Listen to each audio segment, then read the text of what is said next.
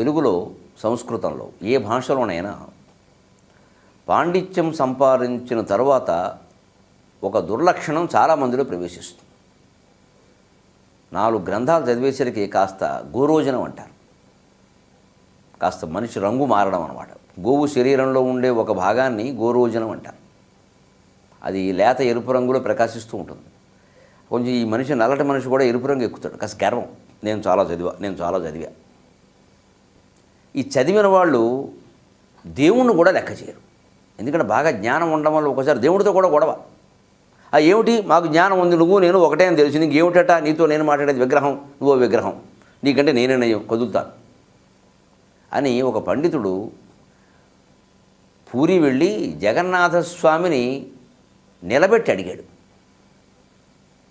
ఆయన అహంకారం కింద కనపడినా చమత్కారంగా ఉంటుంది.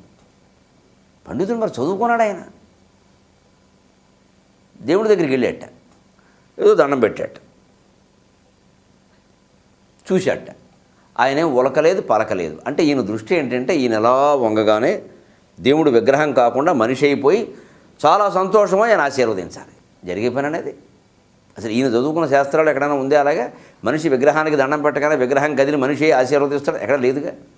కానీ పండితుడికి, ధనం ఉన్నవాడికి ఈ భావన ఎందుకు వస్తుంది అంటే చుట్టుపక్కల జనం చేరతారండి. పండితుల పక్కని, కవుల పక్కని, జమీందారుల పక్కని, అందగత్తెల పక్కని, వీళ్ళంతా ఒకటే జాతి చేరతారు, జనం చేరతారు. ఈ జనం ఏం ఆశిస్తారంటే ఇంత గొప్ప పండితులు వారు దేవుడికి దండం పెడుతూ ఉంటే ఇప్పుడు ఏదో జరుగుతుంది ఇక్కడ, అద్భుతం. ఏమీ జరగదు అక్కడ. వీళ్ళు అనుకుంటారు పక్కన. ఈ దండం పెట్టేవాడు కూడా నిశ్చింతగా దండం పెట్టాడు, నిష్కల్మషంగా పెట్టాడు. ఏదో జరిగితే బాగుండు, నేను గొప్పవాడని వీళ్ళందరూ గుర్తిస్తే బాగుండు అనుకుంటాడు. ఇదే దరిద్రం. అందుకే ఎప్పుడు ఈ పండితులు, గొప్పవాళ్ళు మనం జీవితంలో ఏ స్థాయికి ఎదిగిన జనాన్ని చేరనివ్వకూడదు. చుట్టూ భార్య పిల్లలు చెబుతున్నారు, వాళ్ళే ఎక్కువ. అప్పటికి 3 అయ్యారు. ఇంక మిగిలిన వాళ్ళు దేనికండి? ఈ చుట్టూ భక్తులు, శిష్యులు చేరడం వల్ల స్వామీజీల పరిస్థితి కూడా ఎలా మారిపోయిందో చూడండి. ఇక స్వామీజీ గుళ్ళోకి అడిగెడుతుంటే ఏదో జరిగిపోతుందని, అద్భుతమని, ఇంకా ఇప్పుడు మాటలు నేను పేరు చెబితే బాగుండదు కానీ ఎంతవరకు వెళ్ళాయంటే వ్యాఖ్యానాలు, స్వామీజీ మీరు ఈ గుడికి రావడం మా దేవాలయం అదృష్టం. ఎంత తప్పది! దేవాలయం అదృష్టమా? సాక్షాత్ శంకరాచార్య వచ్చినా వాడకూడని మాట ఇది. అక్కడికి రావడం ఆయన అదృష్టం, దేవాలయం అదృష్టం కాదు. మీరు ప్రతిష్ఠ చేసి దేవుణ్ణి పెట్టారు అక్కడ. ఆ దేవుడి కంటే ఈ వ్యక్తి గొప్పవాడవుతారండి. అందుకే దేవాలయంలో ఒక సంప్రదాయం అంటే, దేవాలయంలో మనం ఉండగా తల్లి, తండ్రి, గురువు సహా ఎవరొచ్చినా పాదాభివందనం చేయకూడదు. కానీ నేను పడుతున్నాను యాతన చాలా చోట్ల. దేవాలయంలో నేను దండం పెట్టుకుంటూ ఉంటే నా కాళ్ళకి దండం పెట్టి వెళ్ళిపోతూ ఉంటారు కొంతమంది. ఏం చేయాలో తెలియదు. ఇది వద్దంటే మనం ఈ దండానికి భంగం. ఈ వాళ్ళతో మాట్లాడుతూ కూర్చోవాలి. కనపడ్డారు పెట్టే అంతే. దేవాలయంలో ఎవ్వరికి దండం పెట్టకూడదు, ఒక దేవుడికి తప్ప. ఇంకా ఇతరులందరికీ మనం పాదాభివందనాలు చేస్తున్నామంటే దేవుడి కంటే వీళ్ళు ఎక్కువని భావిస్తున్నాం అనమాట. అంటే దానిలో రాతి బొమ్మ అనుకుంటున్నాం అనమాట. అలా అనుకుంటే దేవాలయం ఎందుకు? ఇంకా మనం దేవుడు అనుకోబట్టి దానికి అన్ని ఉపచారాలు చేస్తున్నాం, కానీ రాతి బొమ్మకి అన్ని అవసరం లేదు. మరి నీ భావనలో దేవుడు అయినప్పుడు దేవుడి కంటే ఎక్కువగా నువ్వు ఎవరిని గౌరవించాల్సిన అవసరం లేదు. ఈ సంప్రదాయాలు పాటించి తీరాలి. ఎందుకంటే దేవుడి కంటే ఎక్కువైపోయారు ఈ గురువులు. దానికే చెబుతున్నాడు. నిజంగా ఆ అహంకారం మూర్తి భవించిన తర్వాత మాట ఎలా వస్తుందంటే, ఇలా దండం పెట్టేట, సుభద్ర బలభద్ర సమేత జగన్నాథ స్వామినే నమః అని పెడుతూ కూడా ఆయన పక్క చూస్తూనే ఉన్నాడు. వీడు అందరూ చూస్తున్నారు కదా. ఆయన ఏం ఉలకల పలకల, ఒళ్ళు మండింది. ఓ ఐశ్వర్యమద మొత్తోసి మామవజ్ఞాయసే చేత్. పండితుడికి అహంకారం వచ్చినా మనకు మంచి పద్యం వచ్చింది. ఐశ్వర్యమద మొత్తోసి మామవజ్ఞాయసే చేత్ ఉపస్థితేషు బౌద్ధేషు మదధీనా గతిస్తవ.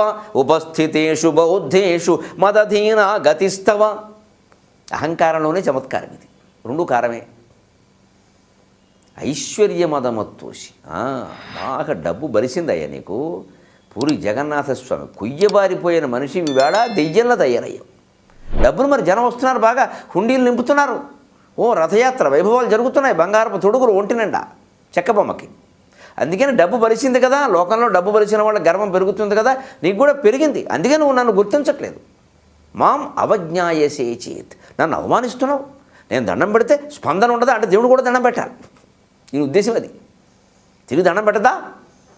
దేవుడు నీకు దండం పెట్టాలి. పోనీ ఆశీర్వదించద్దా అంటే ఏమిటి? ఇక్కడ ఏ మహిమ జరగల, అందుకే నీకు అవమానం అయిపోయింది. దేవుడు అలాంటి వాడు కాదు మరి.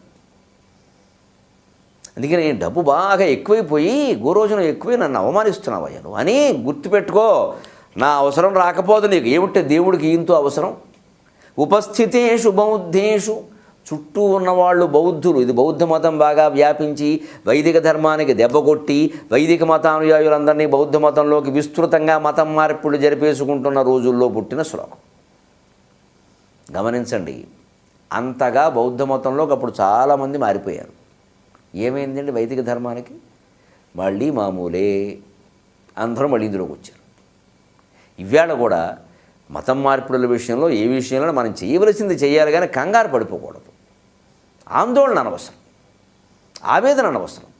గుండెల నిండా పరమాత్మను నింపుకొని నిజంగా హిందూ ధర్మాన్ని కాపాడుకుందుకు మన ప్రయత్నం మనం చేస్తుంటే జరుగుతుంది. అందుకని ఏదో దేశం నాశనం అయిపోయిందని నువ్వు బీపీ తెచ్చుకోకలేదు. ఎక్కడికి పోదు, వైదిక ధర్మమే నిలబడుతుంది. ఎందుకంటే ఎన్ని ధర్మాలైనా తనలో కలుపుకునేటువంటి విశాల తత్వం వైదిక ధర్మంలో మాత్రమే ఉంది. మిగిలిన వాళ్ళు ఎవరైనా సరే ఓ రూపాన్ని చూపించి మనకి వాడే దేవుడు అదే పేరు, ఇంకో పేరు చెప్పడానికి వీల్లేదు, ఇంకో రూపం మాట్లాడడానికి వీల్లేదంట.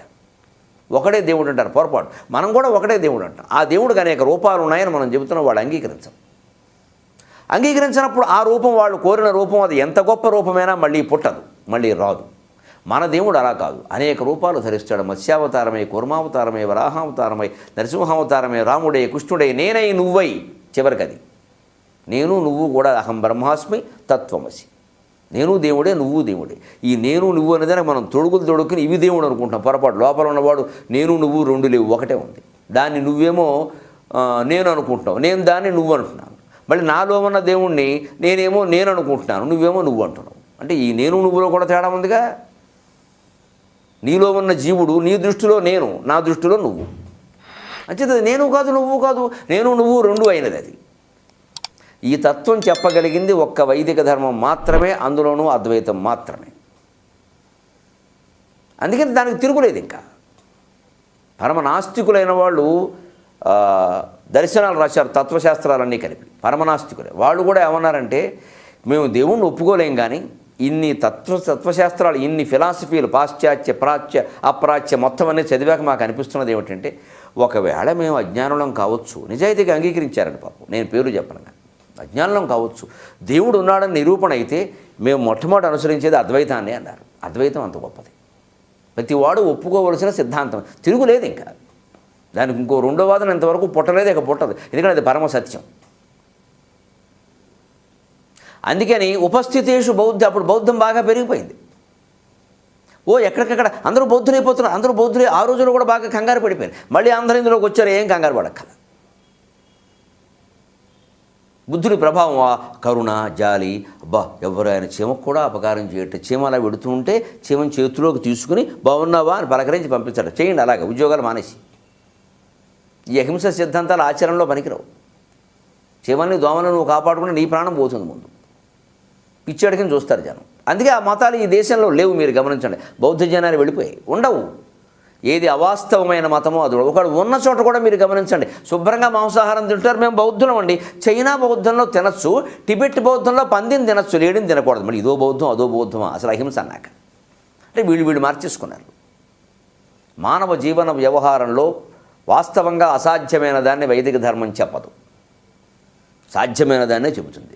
అందుకే జగత్తు ఎప్పుడూ సాధ్యమైనదే. కాబట్టి ఆ సాధ్యమైన దాంట్లో వైదిక ధర్మమే ఉంటుంది, మిగిలిన ఉండవు. ఈవేనా మధ్యలో కెరటాల్లో వచ్చినా మళ్ళీ పడాల్సిందే. అందుకని బెదిరిస్తున్నాడు ఈ బ్రాహ్మణుడు.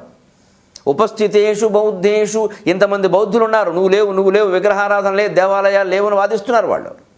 వాళ్ళ నుంచి తర్కం, ఆయన తర్కం చదువుకున్నాడు అనమాట. తర్కం ద్వారా నువ్వు ఉన్నావని ప్రతిష్ట చెయ్యాలి అంటే నేనే దిక్కు అంటే దేవుడికి తర్కం రాదనమాట.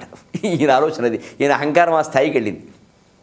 మదధీన గతిస్తవ, నీ గతి నా చేతుల్లో ఉంది. రేపొద్దున పూరి జగన్నాథస్వామి సత్యం, ఈ దేవాలయం సత్యం. ఆయన నిలబెట్టాలంటే తర్కశాస్త్రం ద్వారా నిలబెట్టాలి. వాళ్ళు తర్కాన్ని తప్ప ఒప్పుకోరు, బహిమల మాయలు వాళ్ళు నమ్మరు.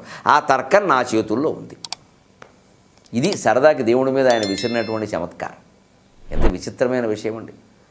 ఐశ్వర్యమతమత్తుమసి మామవజ్ఞాయసే చేత్ ఉపస్థితేషు బౌద్ధేషు మదధీన గతిస్తవ.